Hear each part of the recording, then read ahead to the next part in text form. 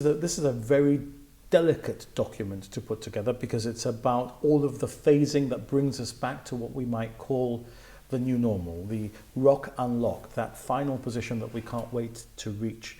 And getting that right is as much the advice on epidemiology that we're receiving, as much as the legislation that will have to be undone and some new legislation laid over. There's the politics of everything that we're dealing with, the international politics in particular. What's going to happen with aviation? What's going to happen with frontiers? Will there be quarantine periods for movements among Schengen member states and indeed between the UK and Schengen? Or will quarantine apply only to third countries, to what is the European Union as we know it with the UK in the transitional period?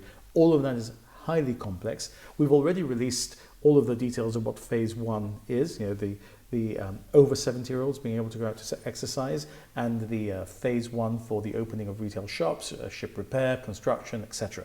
So that's already happening. The pressure now is to ensure that we get this right, and I've consulted with the leader of the opposition. I'm going to share with him the latest iteration of the document. He's already seen earlier iterations. Ministers will be seeing it also, and I assume the shadow cabinet as well will have a chance to consider it.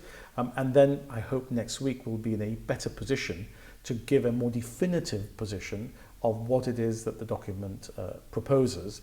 And we're trying to take a view for 12 weeks. Now, you know that in this epidemic, things have been changing almost on a day-to-day basis. So I think it's right with the United Kingdom over the weekend publishing its own unlocking document and Spain moving into its first substantive phase of movement between provinces, etc., that we should have the benefit of that before we publish.